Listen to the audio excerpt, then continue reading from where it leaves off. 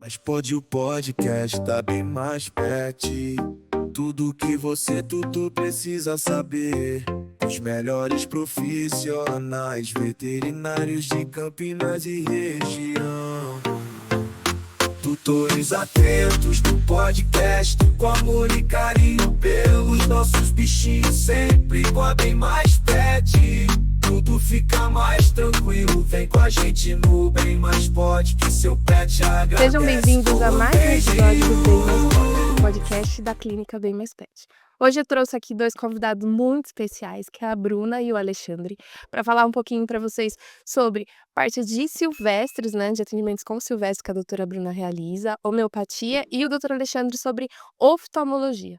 Agradeço aqui à Prefeitura de Campinas por essa oportunidade de trazer um conteúdo relevante sobre medicina veterinária aí para tutores e para o público veterinário. Vou começar pela Bruna, quero que você se apresente, conte um pouquinho da sua história para o público que está assistindo a gente.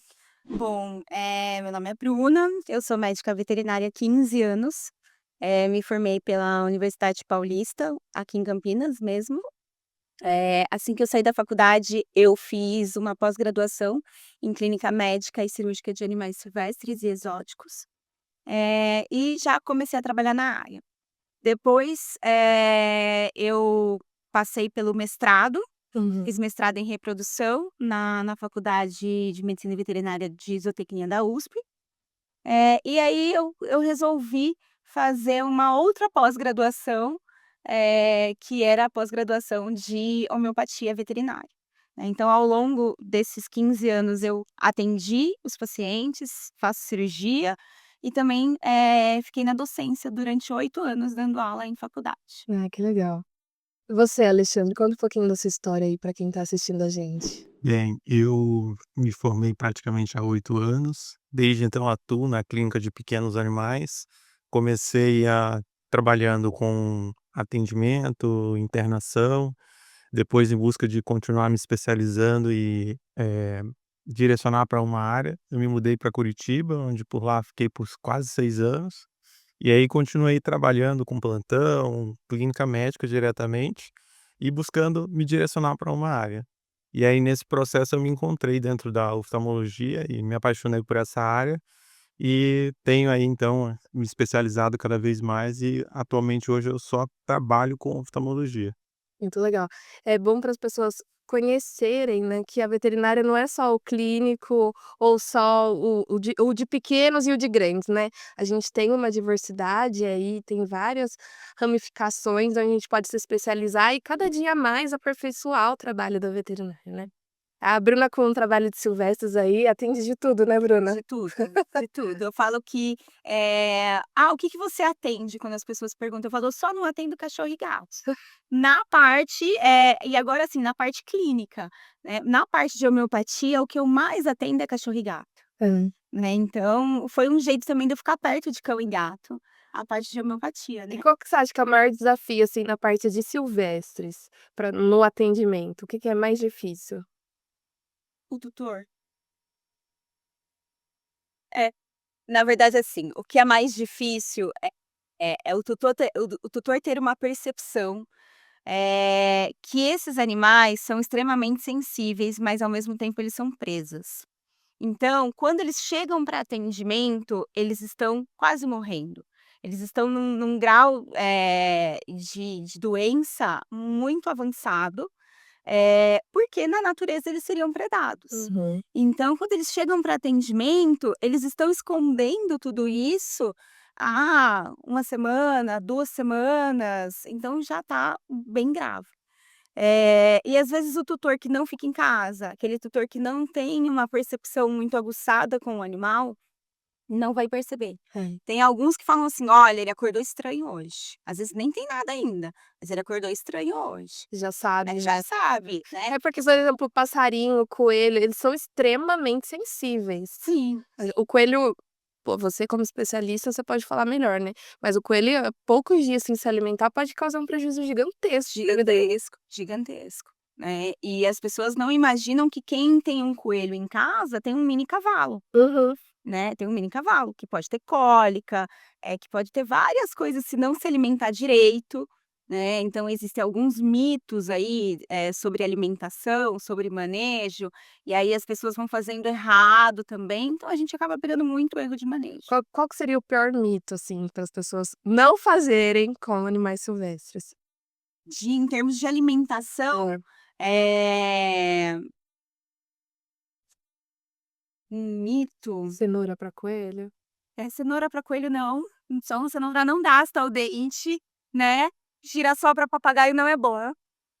São as principais coisas, né, cenoura todo mundo que chega: "Ah, porque eu dou cenoura para gastar o dente". Não, cenoura não gasta dente de coelho, né, e as pessoas acham, falam: "Ah, mas como não?". E o papagaio é a mesma coisa: "Ah, mas eu fui na agropecuária e aí me deram o girassol para o meu papagaio". Então existe uma coisa também muito cultural, Sim, né, que essas informações elas são difundidas, e até a gente conseguir fazer com que isso não é verdade, isso não funciona desse jeito, às vezes é difícil. complicado. Mas e a homeopatia? Para os animais, você falou que atende mais cachorro e gato, mas para os silvestres também é uma boa opção, né? Muito bem. Primeiro porque funciona melhor até nesses animais, do que em cão e gato. Cão e gato a gente imagina que vem com uma carga de medicação muito grande, tentando fazer aquele tratamento, aquele tratamento. Muitas vezes quando eu pego uma ave ou um coelho, ele ainda não tomou nada de medicação, e eu consigo entrar só com a homeopatia. E nesses animais, o efeito da homeopatia é muito mais rápido do que, num cão e gato. Outro mito, né, também, é que a homeopatia é demorado. Mentira, isso, a homeopatia não é demorado. Então, mas, eles acabam ajudando, assim, de N formas. E principalmente nos silvestres, a forma de você dar. Então, Sim. para eu dar para uma ave, eu preciso uma medicação, eu preciso conter esse animal, enfiar no bico, porque, o remedinho na água, algumas coisas a gente põe na água, mas se a água tiver com gosto ruim, o animal não vai tomar, Sim. né, ele é esperto, ele não vai Uhum. tomar. E eu consigo dentro da homeopatia, uma medicação em glóbulos, onde o animal gosta de comer aquilo. Então eu ofereço e ele come. E você indicaria a Fácil. homeopatia para que processos, assim, por exemplo, esse paciente seria o caso de uma homeopatia. Hoje se a gente pensar só na homeopatia, são muito poucos tutores que aceitam só a homeopatia, né, então eu tento difundir dentro do atendimento clínico a alopatia com a homeopatia, mas eu já tive tutores que aceitaram. Então, por exemplo, eu já tratei, lama biliar em porquinho da Índia, onde eu não tenho dose de medicação alopática para lama biliar, eu tratei só com homeopatia. Que legal. E eu tenho um ultrassom antes e um ultrassom depois. E o animal, perfeito, Muito legal. né, Deixa eu te então perguntar aqui dentro do podcast mesmo, né, pacientes neurológicos têm um bom resultado com tem, homeopatia? tem. Depende da causa do problema No neurológico. caso, por exemplo, uma epilepsia. Tem. Eu falo porque eu tô com um paciente que a tutora ela é super a favor de homeopatia. Ele não consegue ficar sem o cardenal, né, no Uhum. fenobarbital, e ela já me perguntou sobre sugestões homeopáticas para esse problema, porque o fígado dele tá cada vez pior, essa função dele tá piorando cada dia mais, e são alternativas que a gente pode tentar Hum. para diminuir.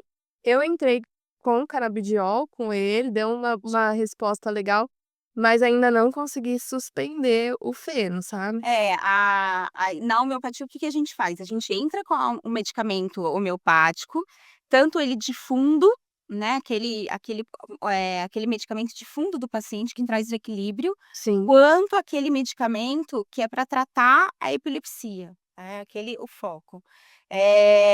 E a gente não tira de uma vez o feno, por exemplo. Uhum. A gente começa a ver como ele vai ficar, e aí a gente começa a diminuir as doses, e a gente vai fazendo tudo isso muito devagar. E eu explico para o doutor, porque às vezes ele chega na consulta e fala assim: "Mas você vai tirar o remédio?". "Não, não vou tirar nada, não vou mexer em nada", né. E tem um paciente que eu vou atender essa semana agora que entra, que ele tem uma epilepsia, mas não é uma epilepsia verdadeira, ele tem algumas crises por ansiedade. Então, o que que eu tô tratando primeiro? A ansiedade. Esse meu paciente, por exemplo, Ele começou a desenvolver com 2 anos de idade, que é a época que acontece a epilepsia, a gente castrou ele, investigou, fizemos tudo, né, todos nada, tipo, eu falei: "É epilepsia". E aí ele tinha crises constantes, assim, eu entrei com o fenobarbital, ele começou a melhorar, começou a espaçar, mas não zerou. Então 2 vezes por mês ele ainda tinha. O que que irritava ele? O gato que passava no muro. O gato passava no muro, ele convulsionava. Aí a doutora telou, colocou ele pra dentro de casa, ela é super cuidadosa, ela colocou estofados em volta das paredes, com medo dele se bater e tudo. E aí eu entrei com o brometo, eu falei: "Vamos associar o feno com o brometo pra gente ver como que ele vai se comportando". Só que daí pra frente ele parou de ter convulsão, porém o fígado dele começou a função toda alterada, e aí foi quando eu cheguei e falei pra ela: "Vamos pensar em métodos alternativos". Sim. Vamos pro canabidiol, tentar suspender o brometo, ir diminuindo o feno, e vou conversar com ela agora sobre o acho que vai ser uma boa então se você tem aí um paciente que se identifica aí com essas características, pacientes que tenham problemas de ansiedade severa, gatos, né, aqueles Sim. gatos que às vezes não pode ficar muito tempo fora, que você chega em casa tá toda vomitada, tá toda bagunçada, que eles ficam nervosos, né, eu acho que é uma excelente saída aí, pode procurar a doutora Bruna lá na Bem Mais Pet que ela atende lá, galera. E qual foi o animal mais diferente, assim, Bruna, que você atendeu, que você se lembra? Ah, eu trabalhei em aquário, né, então, eu trabalhei no aquário de São Paulo, então todo mundo quando fala assim: "Qual é o animal mais diferente?" Eu falo: "Ai gente, eu trabalhei com lobo marinho, eu trabalhei com pinguim, eu trabalhei com espécies muito diferentes, né, então, é meio difícil responder essa pergunta, porque eu já tenho essa vivência de zoológico, né, vamos dizer assim. Mas dentro da dos pequenos ali, do pessoal que tem animais, ai, eu acho que nada além do normal, Umas de cobras árvores, exatamente, da parte de répteis em geral, de aves, né. Às vezes a gente fica assim: "Mas por que que esse tutor tem esse bicho em casa?" Né, por que que ele foi inventar isso? Mas assim, nada muito diferente do que eu vivi no zoológico. imagina. Zoológico já são espécies realmente você não vai encontrar, cara, só no zoológico, né.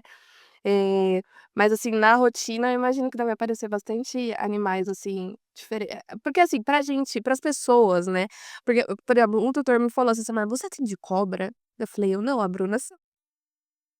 Aí ela: "Porque a cobra dorme na cama com os tutores, é verdade isso?" Pelo amor de Deus. "Não".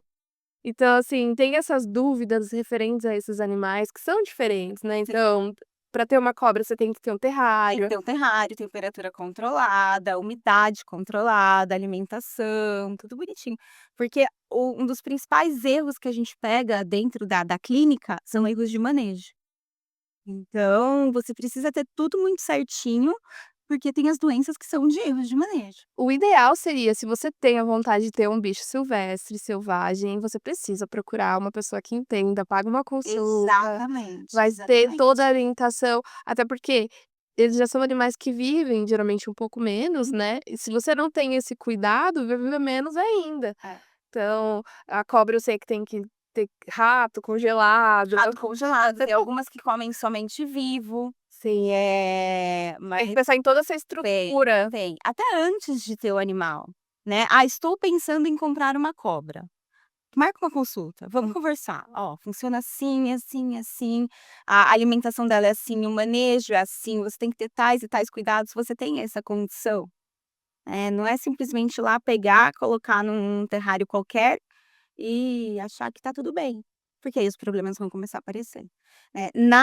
Nos silvestres e exóticos, a gente gosta muito de trabalhar com medicina preventiva, Uhum. né, então a consulta veterinária, ela não é só para doença, né, o ideal é você visitar aquele veterinário periodicamente para ver como está o seu manejo, porque às vezes eu dou todo o passo a passo do manejo, passa um ano, a pessoa já começa a falhar em alguma coisa, Sim. porque ela vai pegando costume disso, costume daquilo, e ela vai esquecendo.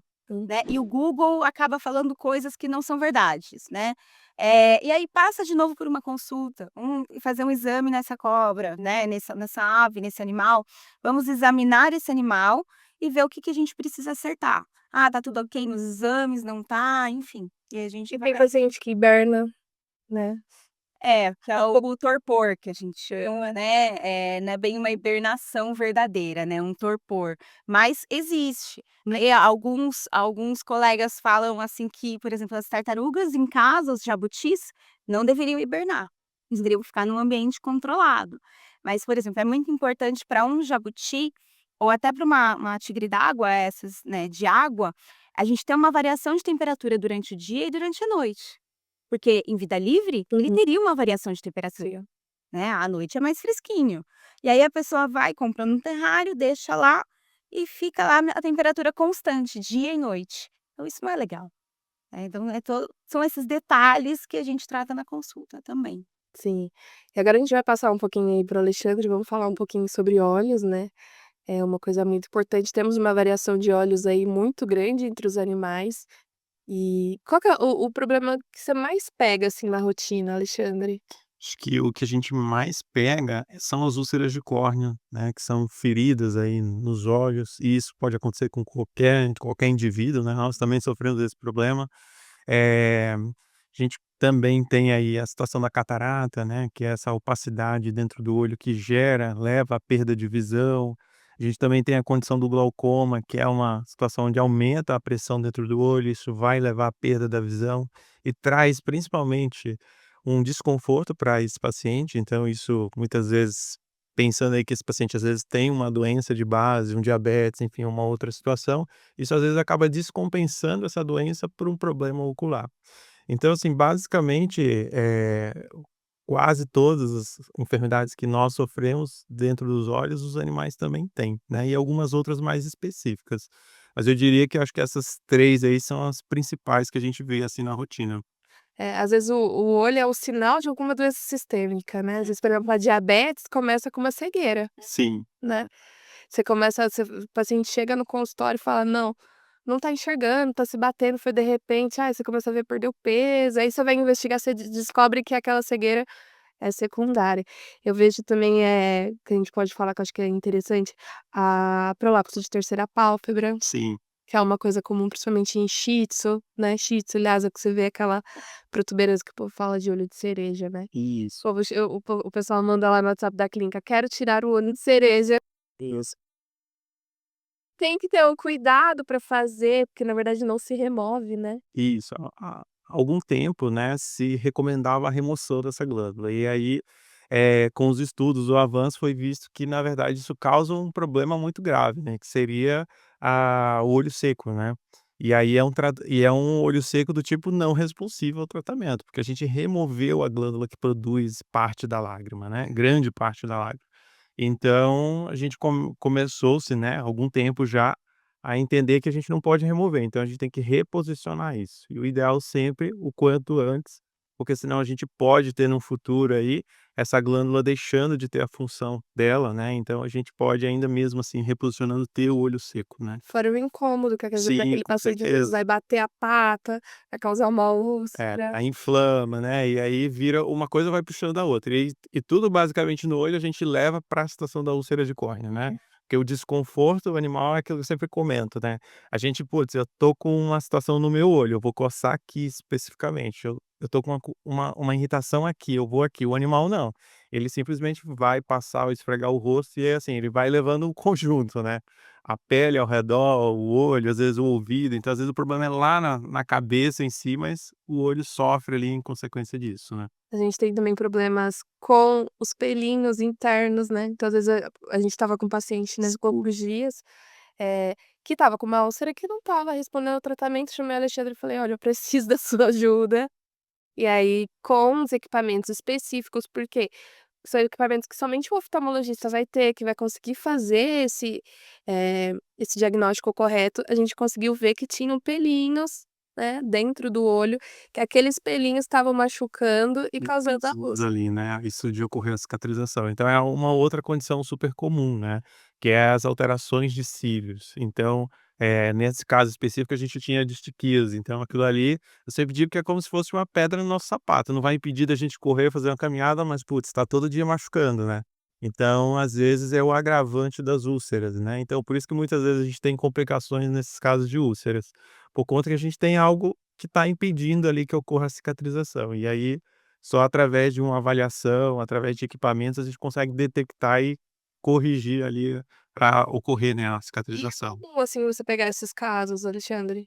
Super comum, né, a gente tem N situações, então, às vezes a úlcera não cicatriza por conta que tem um olho seco, às vezes tem uma neoformação, então um tumorzinho ali na pálpebra, às vezes esse paciente tem um olho muito exposto, né, eu sempre uso para os tutores entenderem, o oriental, né, então eles têm o olho bem fechadinho, então os braquicefálicos, aí Shih Tzu, Pug, eles são o contrário dos orientais, né, ele tem o olho muito exposto.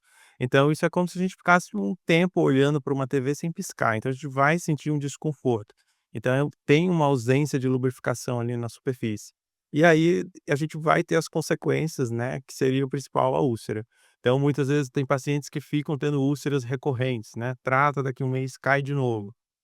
Ou às vezes é um pelo, ou às vezes é essa pálpebra que é muito exposta, às vezes ele tem um entrópio, né, uma malformação na pálpebra que fica ali invertido, né, essa pálpebra e fica atritando constantemente.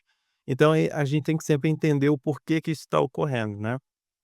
E aí corrigindo isso, muitas vezes a gente consegue, né, evitar essas situações recorrentes. Sim. E assim como humã os olhos claros são mais sensíveis do que os olhos mais escuros, Sim, né? a gente observa isso realmente, pacientes que têm, não só a heterocromia, que seria a diferença de cores da íris aí, mas pacientes que têm essa pigmentação mais clara, tanto da íris, né, o colorido do olho, como também da pele ao redor dos olhos. São pacientes que têm uma sensibilidade, bem mais evidente ali, e às vezes sempre vai estar com o olho mais vermelho, uma coceira, né, sempre a gente vai ter que ter um acompanhamento ali com esses indivíduos. É, eu acho legal a gente falar também sobre a lágrima ácida, né, que é, nossa, o quem tem maltês e Shih Tzu branco, chega ao consultório: "Doutora, tá com a lágrima ácida, tá com a lágrima ácida". E falam toda não fez o tratamento. Ah, sim, com certeza. Eu já tratei, vi na internet, tratei com isso.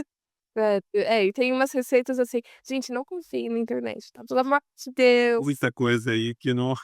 Gente, se a gente colocar lá na internet: "Estou com enjoo e dor de barriga", você tá grávida, né. Você tá Sim. ou você né, que são assim, é muito mais do que o Google, né, você precisa estudar, você precisa de realmente de um profissional que está ali no acompanhamento. Fala um pouquinho sobre esse tema polêmico pra gente. Joia.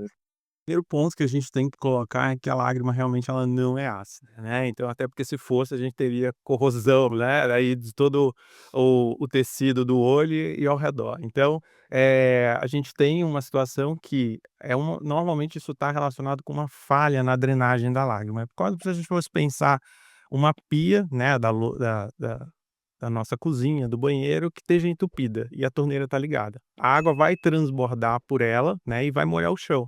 E o que muitas vezes as pessoas tentam fazer é secar o chão e não desobstruir ali, né, ou fechar a torneira. Então a gente fica secando o chão e não resolve o problema. Então esse é o ponto que a gente tem que pensar sempre. E não puxando sardinha para o meu lado, mas eu sempre falo que a gente tem que começar as coisas do começo. Então, o primeiro ponto a gente pensar em um paciente que tenha cromodacrelreia, que seria essa mancha, é a gente investigar se tem alguma causa ocular. Então, se esse cara não tem o olho muito exposto, se ele não tem malformações de cílios, se ele não tem um entrópio, se ele não tem algo que faça ele produzir mais lágrima, né? Então, esse é o primeiro ponto. Depois, a gente tem que tentar buscar se esse cara não tem alguma coisa obstruindo essa drenagem da lágrima, o que é super comum nos braquicefálicos, né? Eu vi um exemplo esses dias que é basicamente se a gente morasse num triplex, vamos dizer assim, e a gente mudou para uma kitnet.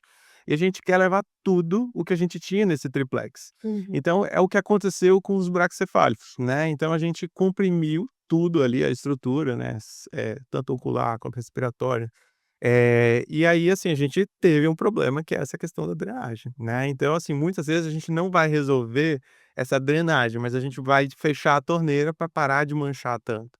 Só que isso é um problema que envolve muitas áreas. Então a gente envolve a parte de oftalmo, a gente envolve a parte da dermato, muitas vezes a parte alimentar, né. Então a gente tem que ir trabalhando um conjunto, mas é algo, assim, muito mais complexo do que simplesmente a gente mudar a alimentação, usar alguns produtos aí que produzem, né, que tem prometem uma coisa milagrosa que normalmente a gente vai estar trabalhando somente em tirar a mancha, mas é algo muito além ali que a gente tem que fazer, porque senão de novo a gente vai ter essa constante situação de ficar manchando, vai ter uma infecção na pele, o paciente às vezes vai coçar aqui especificamente, mas ele vem com a pata ou esfrega o rosto e ele vai cair na É úlcera. porque aquela umidade fica ali, às vezes é porta de entrada para um fungo, né. Sim. Você vê, às vezes, pacientes que chegam com lesões mesmo, assim, de machucado por conta daquela umidade. Mas é realmente isso que você explicou, é o cuidado, é saber o porquê, né. Sim. Sim. E eu vou aproveitar. Claro. E muitas vezes eles têm problemas dentários, que engalçam, né, então Se te comentar isso, eu já ia cuidar pra tá aí pra lá. é porque, assim, o tutor tá vendo o olho, né, mas ali a hora que a gente abre a boca do animal, é Justamente. terrível, né. E a gente tem muitos problemas também que envolvem essa parte odontológica, né, no caso dos animais selvagens silvestres, a gente tem às vezes situações que é totalmente da boca que tá refletindo no olho, né, Muitas vezes então quando eu pego o coelho, a pessoa fala pra mim: "Ai, porque eu já tratei com não sei quantos colírios, e aí o animal tem uma lágrima que não para, não para, não para". A hora que eu olho, eu falo: "É dente".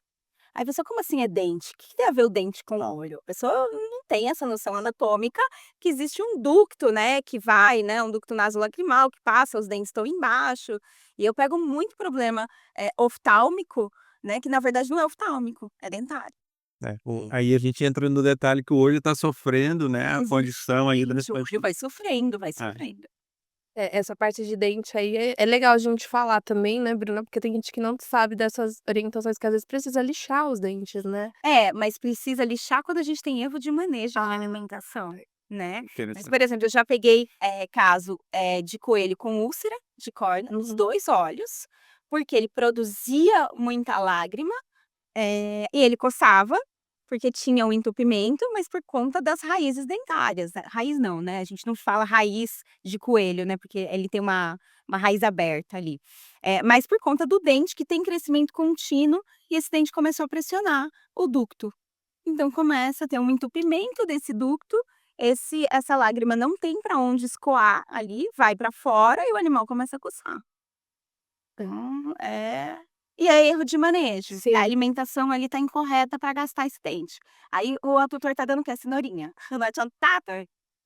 Cenourinha que não adianta nada. Qual que é o melhor alimento, assim, pra ajudar a fazer esse Feno, feno?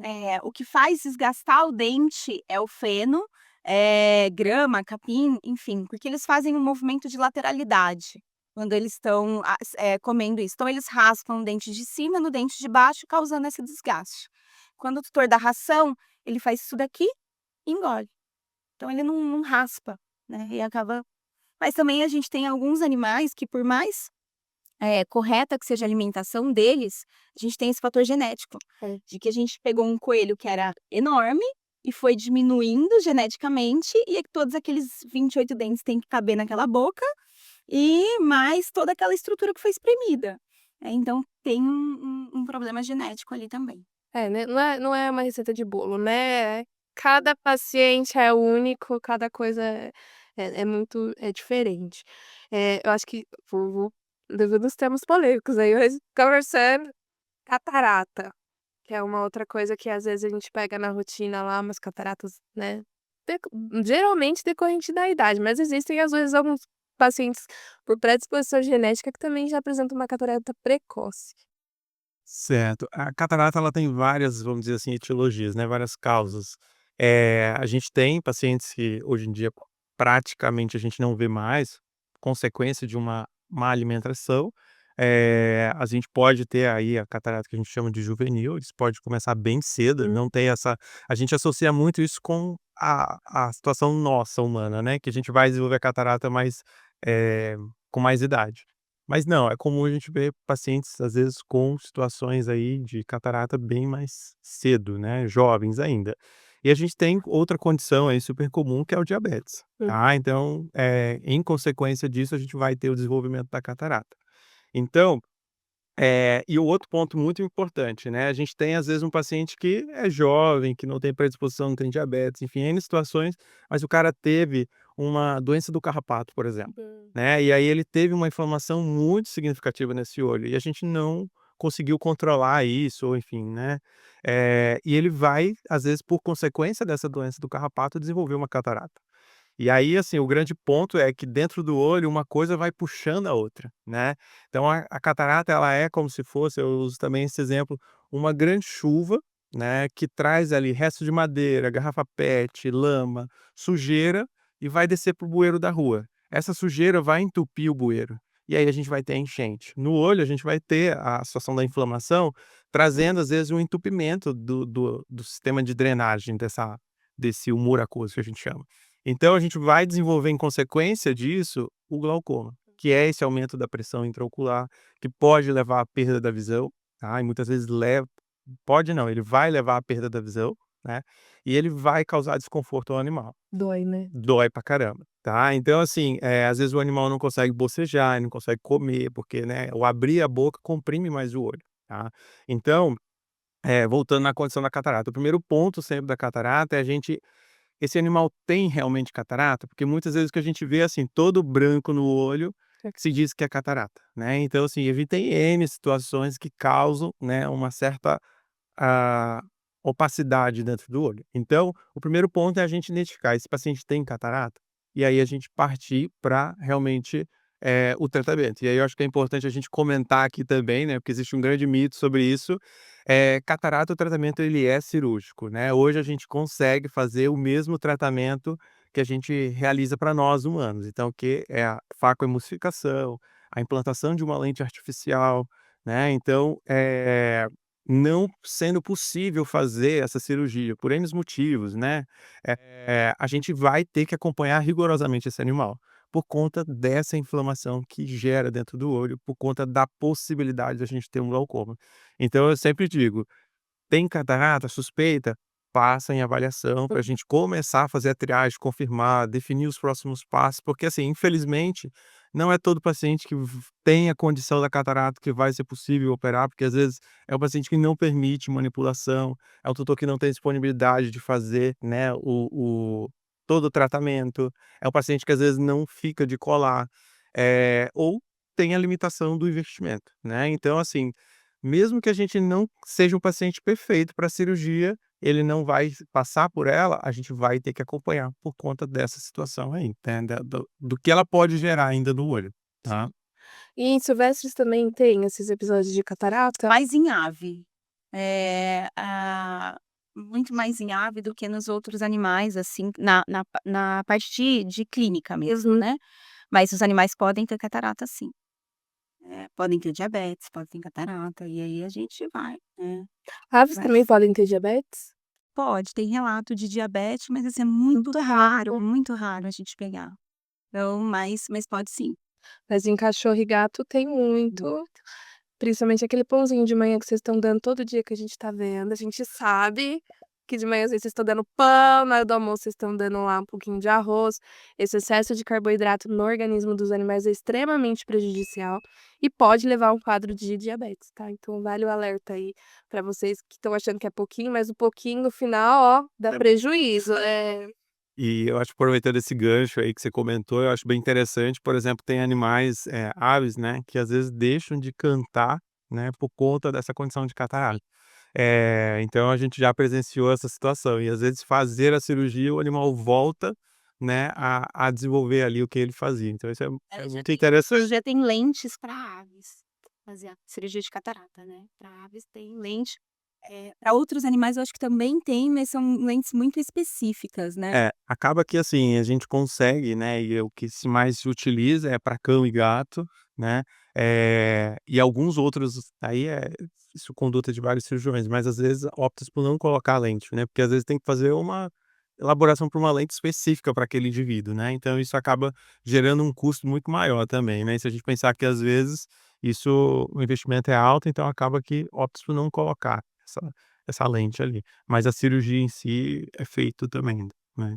E qual que foi o caso, assim, mais interessante na sua rotina oftálmica, assim, Alexandre? Olha, eu acho que para mim, né, eu sempre gostei dessa parte de selvagens também, tive um pouco de experiência com isso em zoológico, enfim, então, para mim Também trabalhou em zoológico? não, eu só fiz estágio. Ah, Fiz estágio, mas a minha ideia na época era trabalhar com selvagens. E então, para mim, um caso bem interessante que a gente teve foi um coelho que teve uma úlcera do tipo indolente, que é uma úlcera que demora para cicatrizar. Esse coelho ele já tinha no outro olho um glaucoma, ele tinha passado por cirurgia para a gente controlar essa pressão, já não tinha mais visão, e ele era um olho único, né, que a gente diz, ele só tinha visão do olho esquerdo. E aí ele estava com essa situação dessa úlcera, já estava tratando e não estava melhorando, a doutora super preocupada, porque ela falou: "Meu Deus, só tem esse olho, né". E aí a gente conseguiu, na época a gente chegou a fazer exames odontológicos, radiografia, tudo, não tinha nenhum comprometimento, provavelmente ele se bateu, coçou, mas também não tinha sinais nada de problemas dermatológicos. Então, assim, a gente, né, acredita que teve alguma situação de trauma. uhum. E aí, assim, após um longo tratamento, porque é uma úlcera que é um pouquinho complicada, a gente conseguiu dar alta e manteve a visão desse paciente. Então, para mim foi um caso bem interessante, assim, pela complexibilidade que já tinha ali dessa situação. Sempre quando a gente pega um paciente que só tem um olho, né, seja só o olho presente ou a visão só naquele olho, é um caso sempre muito desafiador, né. A gente não quer perder nada. Não, porque são situações que realmente e a visão é muito importante, né, assim como nós, o paciente também precisa se orientar. É lógico que existem alguns casos que às vezes precisa, né, tirar os olhinhos, eles se adaptam, mas se tem a possibilidade da gente Sim, cuidar com e dar certeza. uma qualidade de vida para ele, é super interessante, é importante, né. Mas que bom que a veterinária está cada dia mais tecnológica, que a gente está conseguindo cada vez mais, igual vocês falaram, né, a lente para aves é uma coisa que há anos atrás nem se imaginava isso, né, hoje a gente já pensa em todos os animais. E o tutor acho que entender também que a gente trabalha com várias áreas, Sim, né, então que eu vou fazer um primeiro atendimento daquele animal, mas muitas vezes eu vou ter que passar para o oftalmo, não vou resolver tudo, sim. né, igual no humano, eu não vou resolver tudo. Aquele veterinário que resolvia tudo, já não é mais, né, o caminho mais certo, né, é a gente passar pelas especialidades mesmo. É, porque junto a gente é mais forte, você acha? Sim, com certeza. Cada um porque é muita coisa e a medicina ela se renova a cada dia, né, então é muito conhecimento para você ir adquirindo, e se você fica ali como clínico e não se atualiza, Sim, você acaba às vezes perdendo, às vezes algum paciente por coisas que você poderia ter salvado, às vezes um olho você poderia ter salvado. exatamente. Eu acho, igual, por exemplo, antigamente quando eu comecei a trabalhar, o olho saltou pra fora é nuclear, tipo, nem precisa passar por oftalmo, porque ali já dentro já é. Hoje a gente já tem essa conscientização de tipo, vamos ver com o oftalmo se tem chance da gente conseguir salvar aquele olho. Porque esses animais que têm os olhos protuberantes, eles gostam de brigar, né, eles gostam de É. então vira e mexe a gente pega esses olhinhos pra fora. Gente, muito legal, nosso bate-papo aqui, muito interessante. Agradeço muito a presença de vocês aqui hoje.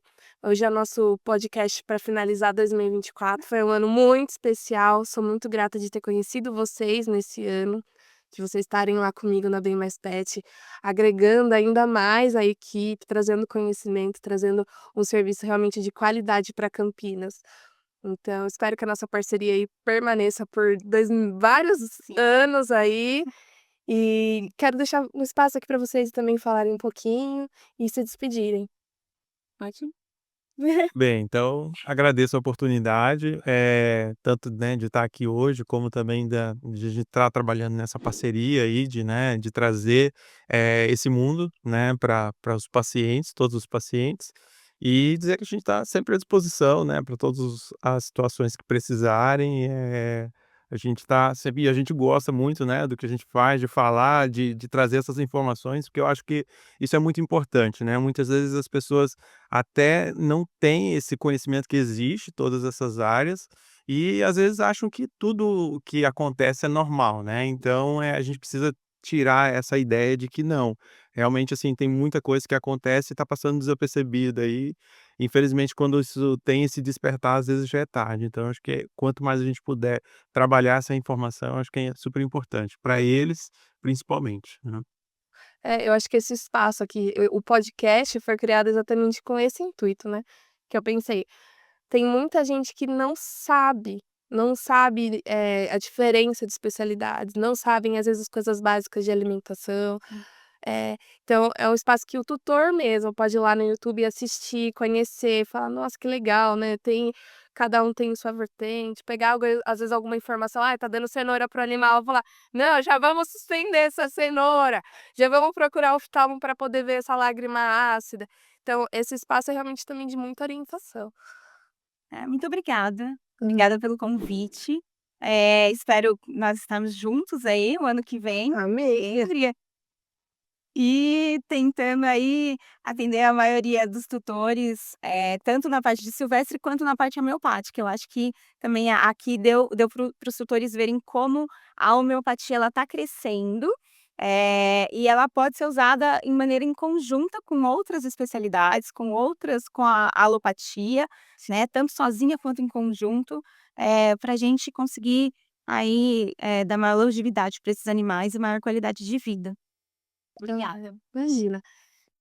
Gente, esse é o final do nosso Bem Mais Pode. Quero desejar para vocês um ótimo 2025. A gente tá fechando aí mais um ciclo. Que esse ano seja um ano abençoado para todos. E 2025 tem mais. A gente vai voltar com mais episódios, com muita coisa nova. Quem sabe vocês vão aqui de novo com a gente trazer outros tipos de assunto. Deixem aqui nos comentários assuntos que vocês acham que sejam relevantes, que vocês queiram que a gente traga para vocês. Sigam o nosso Instagram, @Bem Mais Pet Campinas, e tem no YouTube, tem no Spotify, tem no Instagram, tem muita coisa legal. Mas pode o podcast tá bem mais pet. Tudo que tudo precisa saber. Os melhores profissionais, veterinários de Campinas e região. Tutores atentos do podcast, com amor e carinho pelos nossos bichinhos, sempre com a Bem Mais Pet. Tudo fica mais tranquilo, vem com a gente no Bem Mais Pode, que seu pet agradece com um beijinho.